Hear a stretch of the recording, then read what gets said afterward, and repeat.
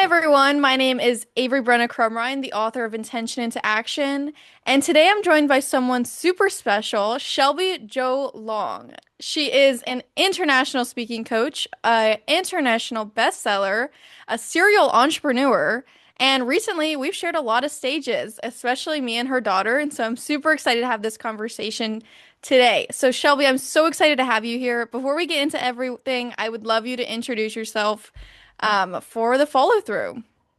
Yes, of course. And thank you for that introduction. I am thrilled to be here and thrilled to share the virtual stage with you as well as the live stage, which will be this Friday, and we have before too.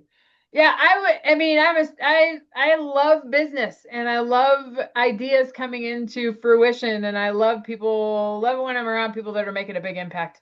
So I've got a couple of businesses that are all focused around that. I would call myself a communication strategist. So I help businesses with their communication strategy as they are transitioning, exiting, scaling. But also, I help thought leaders get on stages and be in front of their ideal clients so they can build their influence and their impact. So that's kind of the background that I have. But it all comes from a lot of it comes from my foundation as a communication professor for a lot of years. So Oh wow. Yeah, you have so many different things going on. I know I'm in your one of your community. It's the Infinity Group. the Infinity Group. It's been so much fun. It's like learning about like all the partnerships and everything in that realm. And so that's been so many fun. But you have so many things different going on, like through businesses, speaking development, all of the things that you have going on. And so did you always like have this plan of kind of building this like super large career where you have multiple ventures? Or did one opportunity kind of like lead to the next? Or was there like a direction that you felt like kind of changed like where you wanted to go in your life and inspired all of this? Yeah, I would say that I planned none of it. It just kind of happened. And uh and I didn't realize this about myself when I started the path of entrepreneurship and which is that when you say yes, things happen. And so you say yes and you meet some pretty amazing people and then we just keep growing and so it's been an evolution of that. But when I stepped into the entrepreneur space not too long ago, I was a college professor for 18 years. My last 3 years of it was really half time because I was building business and then it turned into businesses. But when I was a communication professor, I would go do one-off presentations at a bank and at the Chamber of Commerce, and because people wanted to hear about communication and how communication can help their business and help their employees and help with retention and team building. So that started a lot of that. And then I thought, maybe I'll just create a business out of it. And then I did. And then I started to, but I didn't really know much about creating business, even though I taught business communication. But nobody really teaches you how to do it until you just do it. And I'm very much a learn, and it'd be interesting to interact with this too because you are new in your entrepreneur career and you have all these new things and you're young and you're doing all these things as some people are doing them in their second careers, so it's interesting to be there, but nobody really gives you a playbook. And then you start your own thing, and then it just keeps growing and building, and then you meet people and then that affects it too. So I guess the long and short of it is that I started something. I launched my own program which helped people monetize their genius in multiple different ways, whether it be courses or speaking or in a book or in a program or anything. And then when I did that, I met my current business partner Jason in the small business consulting. What I did in communication fit really well with all the business operations pieces. And so we started working together and we partnered, and then we launched another, when I say we, Jason was inspiration. He launched another company, which I was a part of. And then it just kind of kept building from there. But fundamentally, I mean, I am busy, but I really do a similar thing in all of these different spaces.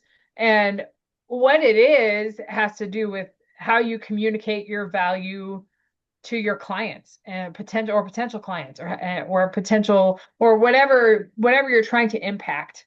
And that, I think, is the through line of it. No matter if you're in a business that's trying to get more clients or if you're building a thought leadership platform and you need some clarity in your message so people can understand what's going on, and whatever that is. I think that's the through line. And then it just adapts to so many different things. So that's kind of where that went. And in hindsight, it's easy to talk about it, but when you're in the middle of it, it's like, oh, I've got this and I've got this and I've got this. And you probably understand that too as you're getting into entrepreneurship. You're like, I'm going to start a podcast and I just wrote a book and why not get on stages?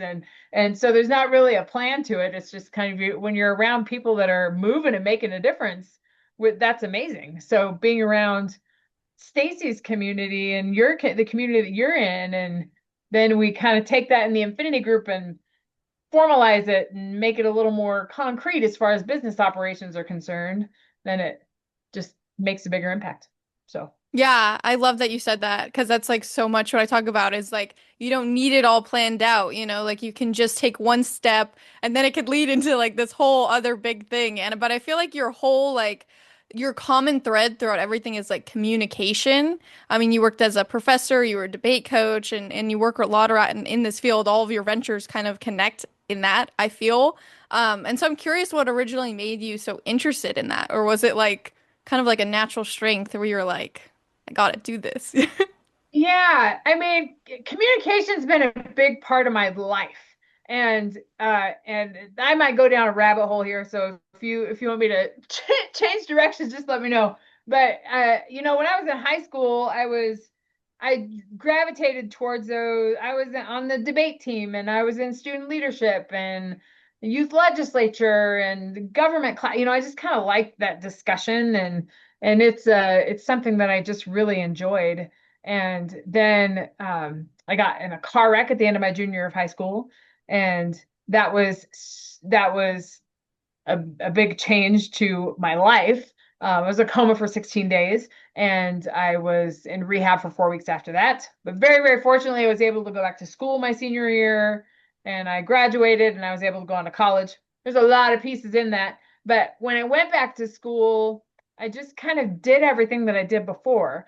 I went back to the debate team. I went back to the speaking. I went back to my music classes and all of that. I didn't really take my foot off the pedal. I just kind of went and did it. And I really do. And then I debated. And then when I went to college the following year, I was on a nationally competitive debate team. And and I was not the most talented there, nor was I the most experienced, but I was around all of this amazingly talented people. And we go to tournaments at the Air Force Academy and at Washington, like these huge colleges, and I'd see this incredible talent.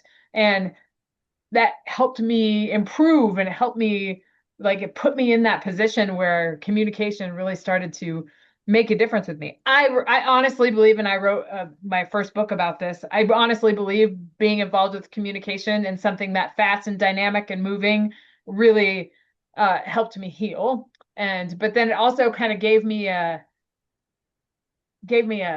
heartstring tie to it, if that makes sense, right? Like it's something that fulfilled me, and even though it aggravated me, but it was something that I just love to do, and it's something that where my charisma kind of tied to. So that influenced me getting into the college debate circuit. And so I went to get my advanced degree so I could work in the college level and teach communication, and also introduce other people to this activity of debate, which had done so much to me. And then I was coaching debate and doing all these things, and then I started to feel kind of limited, and I wanted to take that somewhere else and see if I could have that impact elsewhere. So that's when I kind of got the itch of entrepreneurship, and then that's when the rest of it started. So yes, communication's always been something that I love to do. I don't find I love being on stage. I love speaking. I love being in a room of people that are talking and making decisions. I love that kind of stuff. And maybe that's a weird thing about me, but I've just always loved that. But now my businesses are all about that. And I've been fortunate to be able to create the spaces that I love to be in. Yeah. So communication, I think, is part of me, but then it's also part of how I show up too. So Wow. That's like so powerful that you have like that like connection to it as well. Like, ooh, chills.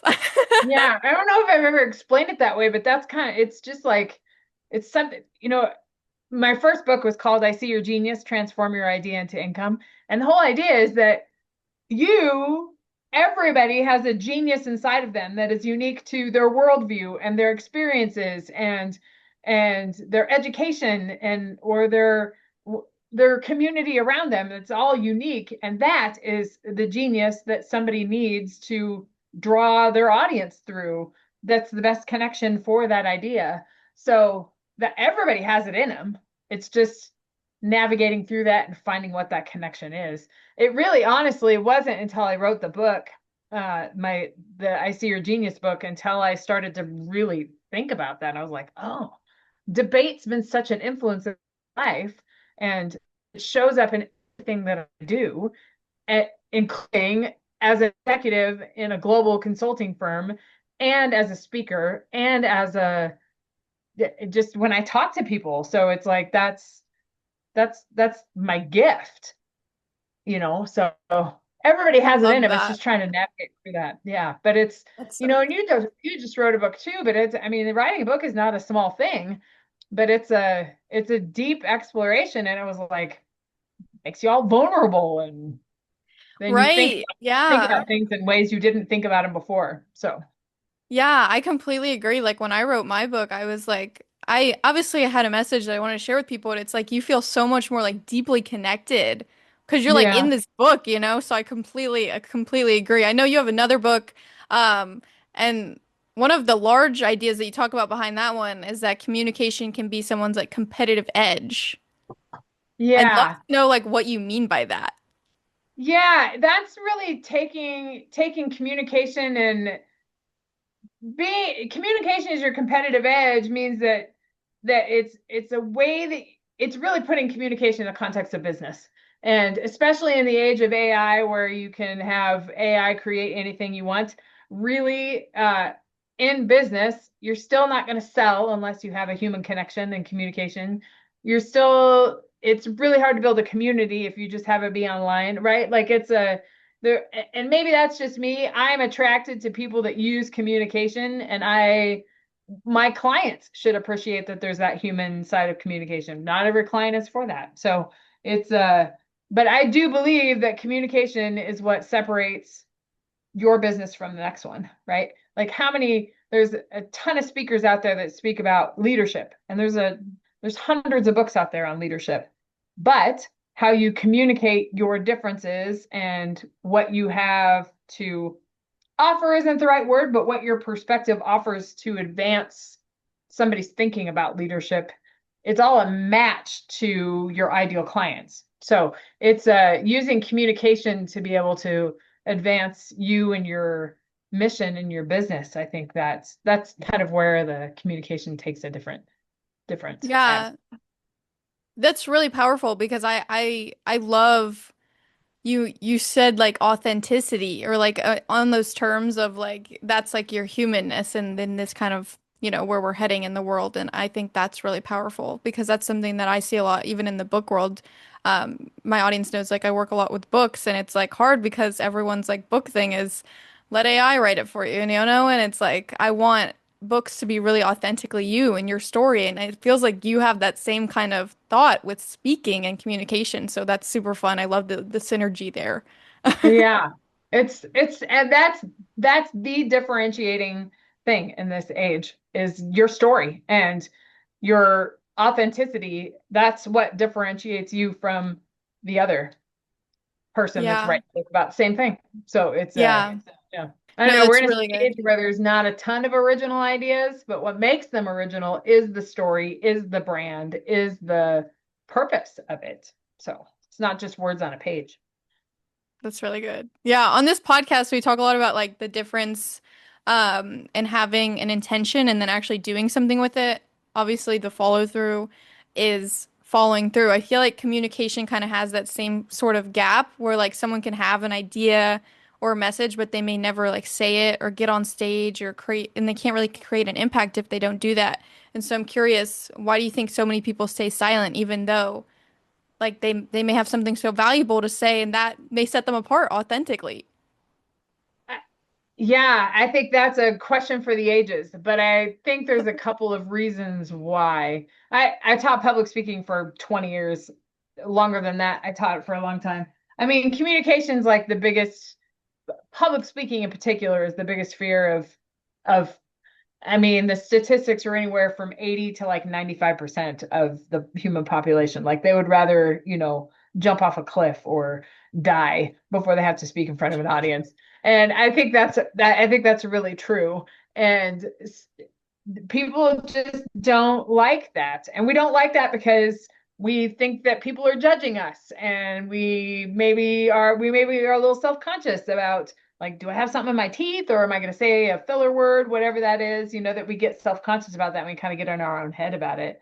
Also we don't want to embarrass ourselves. We don't want to be wrong, so there's a lot of reasons behind that.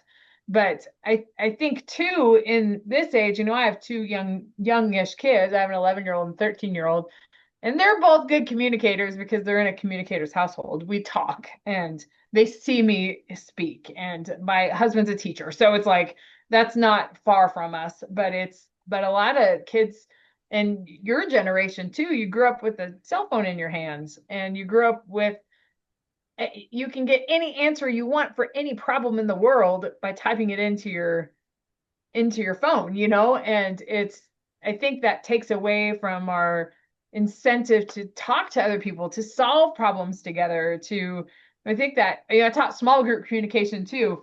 And that was the second class that people hated public speaking, but they hated small group more because they had to collaborate and work together and talk through problems, and that's not what they're used to doing. And I think we're seeing that even in today's leaders that are stepping into leaders in these big companies, is that the millennial generation, that's the internet generation, they're not used to communicating and solving problems. So when they try to teach leadership to their teams, they don't really know how to do it. So it's interesting to see that. So I think it's a multifaceted thing. I think the technology has made people even more anxious about it and less and more resistant to it, but also it's cultural too, and it's not a part of our culture. I think that's why I gravitate to groups that are like moving and talking and creating an impact and talking about it, because I think there's a lot of people that have great ideas but that often don't get voiced. So in that space, and what to do about it, that's kind of the question, is like, what do we do about that? And it's just to encourage people to talk more and create a safe space, isn't really the right word for it, but to create a space where those ideas can happen and where they can talk about them. And then that, that's why I think Stacy's program is so powerful. It's like, you show up how you are, and if you have an idea, let us help you get it to the top of the mountain. Great. If not, you can't, nobody knows it. It's that manifestation world, right? Like you can't manifest something until you say it out loud and talk about what you want to do, and then people around you will help you rise up. So it's and feeling in a safe space to do that, I think is challenging. So Yeah, I know personally, like before I get on stage, I like overthink on like, am I just gonna blink, you know? And so it's like I'm curious. I know you're so like in this world. I mean, you even have like the speaking academy, or the speaking bureau. And so I'm yeah. curious, do you still get nervous before speaking on stage, or is there something that you do like personally to like set yourself in Yeah, that space before getting on stage? that's a great question. I do still get nervous, but I get nervous in a way that is that, and I remember this was part of what I talked to my class about. It's like you can, when your heart starts to race and you start to get nervous and you're getting kind of hot, and when we're out on a basketball court or when we're playing sports or when we're going on a run, what do we call that? We call that adrenaline, because we're getting excited, and it's excitement. And if we just start to reframe how we think about that anxiety, instead of like anxiety and fear, like adrenaline is fear, but we use adrenaline in a positive way in sports. We just think I think there's just a visualization, and just kind of we got to transition our thoughts about that. Like, my heart's racing and I'm excited. I just have to be more excited because people will respond when I have an emotion. And, if I cry on stage or speak too loud, it is what it is. People are going to feel it with me because that's what about speaking is all about, is making your audience feel something. And if they feel something, that's gonna get you back every time, right? So it's a and but for your audience to feel, it's like you got to feel too. So it's I don't know, it's just transitioning the way you think about that. I do get nervous on stage. I get nervous when I'm speaking in front of people that might be prospective clients of mine, or I might have partnerships with. Or I used to get really nervous when I was faculty chair at the college for a long time, and I was the leader of my peers.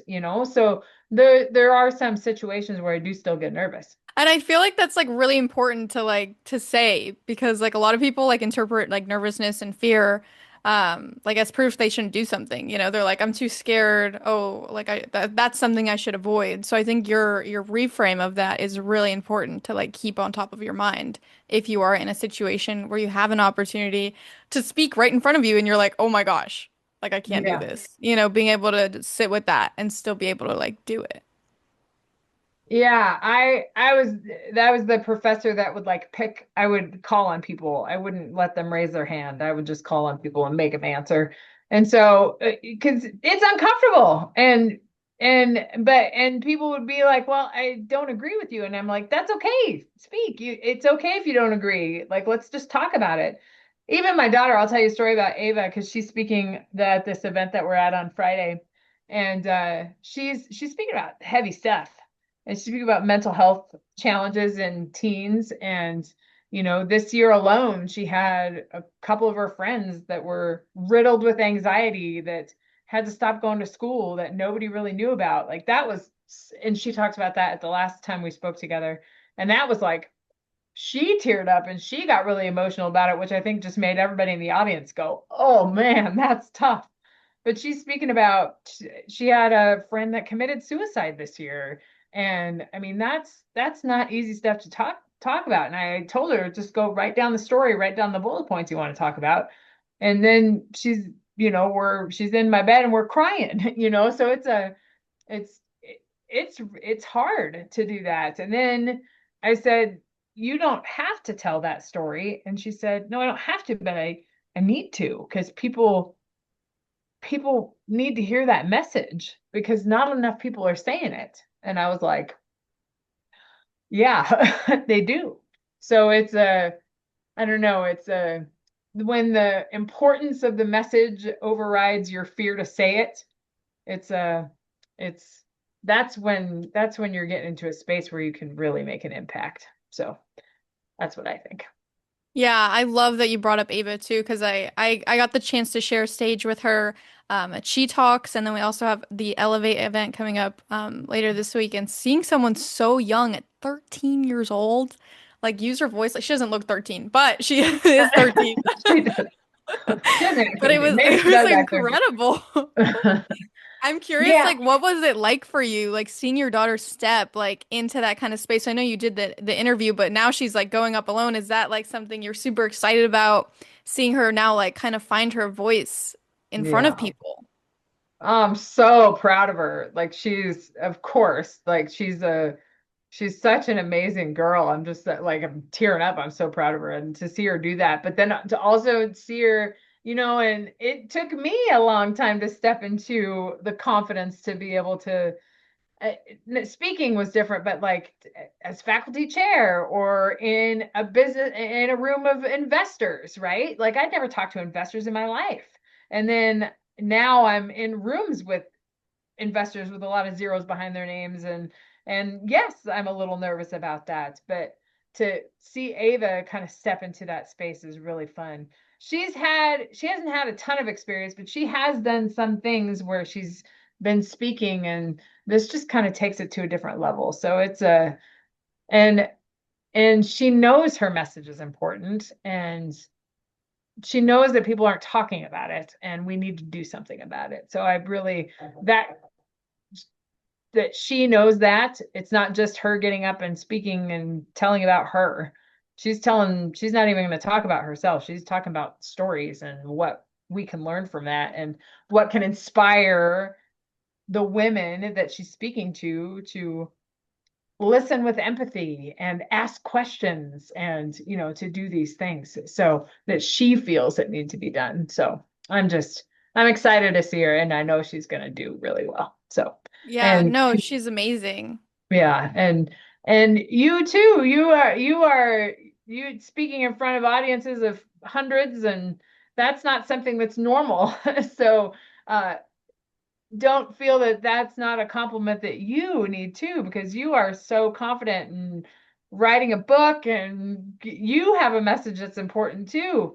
And it takes people are often on their second careers before they're taking stages and writing their own books and all that. So it's she's in good company for sure. So Yeah, and it's so funny because I actually started like kind of where she's just sharing like stories, like I didn't have like a bunch of experience. I did like Girl Scouts and I mhm. sold like 1,000 boxes and it was like all about like how I grew up. That's what I spoke. And it was funny because my mom was interviewing me too for the first time I got on stage. So it was really like a full circle. And it was in the same room. I forgot about that. So it was like really funny to see that like then happen for obviously she's a lot younger, but like 18, 13, still like the next generation, like kind of stepping into that space I think was so fun, especially around people we were sharing the stage with who were like so much further and more advanced in their career and how we can learn from them and they can learn from us and our experiences and it doesn't matter like our ages because we all have something to say. But for someone who's listening and they know they have something important to say, but they're like fear is coming up, they're interpreting the adrenaline as something that they should run away from. What would you say for them to do today? Like not something like 6 months from now. What should they do today to take like the first step into like finding their voice and becoming a speaker? I would say that you have you as the general you, like everybody has a message to, if your message is about elevating a nonprofit, if your message is about helping people transition in their second careers, or if your message is about what you're going to do after retirement, it doesn't matter what that message is. It's not going to start unless you start the message, and you've got to get that out somehow. It doesn't have to be on a stage. It doesn't have to be. It can be a blog post. It can be a comment on social media. But just starting, it's just taking that step and starting the conversation. And and yeah, it's scary because there are some people that disagree. And you know what? I went to National Speakers Association this weekend and listened to a lot of people talk. And my whole platform is agree to disagree. Like there's going to be people that disagree with you. And that's okay. We can't know about what the other side feels about whatever unless we're having a conversation about it. And unless we know what that is. Otherwise, we're gonna live in such a polarized world anymore that people are not having those conversations. We're just stuck in our silos. The general we, not you and I. It's just like the Democrats and the Republicans and the right wing versus the left wing. It's just I feel like there's such polarization. There's not a lot of conversation. So yeah, that makes us a little fearful to say things. But we're not going to be able to make a change in our own lives with that or in other people's lives unless we start getting into the conversation and the dialogue. And you can do that in many ways. You don't have to put a video online, even though that's something that I'm challenging myself to do is do more videos, be on more podcasts, talk about this more because people hear it. But I mean, writing a blog or writing a book or writing an article or be a part of a collaborative effort, find these groups, join these groups that are doing these amazing things, whether it's the Do the Thing community or whether you want to speak and you want to get in the Infinity group. Like be around people that are doing things because it's going to inspire you to do more things and to do them bigger. And that's because there are communities out there to support that. So I think that's what I would say. Find I, and I would say that find something that like edges on you being uncomfortable because that's when the change really starts to happen. If it's get video, I'm not a fan of video. But I have made it. I have told myself I'm gonna make 5 videos a week. Like set a goal for yourself. Do something that's uncomfortable. Maybe your hair's not right, or maybe you don't have your makeup on or whatever, but just do it. I your mom is really good about that, about just like just do it. Just do it because nothing's gonna happen unless you take the first step. So and if it scares you to take the first step, be around other people that are doing similar things. And then you're gonna be stepping into that space too. Just say yes. That's what you gotta do. That's amazing. Yeah, that was such a like perfect way to close it because I feel like what really stood out to me throughout the whole conversation was that like your voice can be one of your greatest advantages, but only when you're willing to use it. And Mhm. so I am so thankful for you joining me here on the follow through. Shelby, thank you so much. You And are if you got welcome. Thank you for having me. and for those of you who want to connect with you, maybe get a part of your bureau or your community, how can they find you? Yeah, Shelby Jo Long on all of the media outlets, the LinkedIn and Facebook, and then that's my website too, or the Cadence Speaker Collective. That's where you can find the speaker stuff. But get out there and do it. Use your voice. You got one. And as always, intention doesn't change anything, putting it into action does.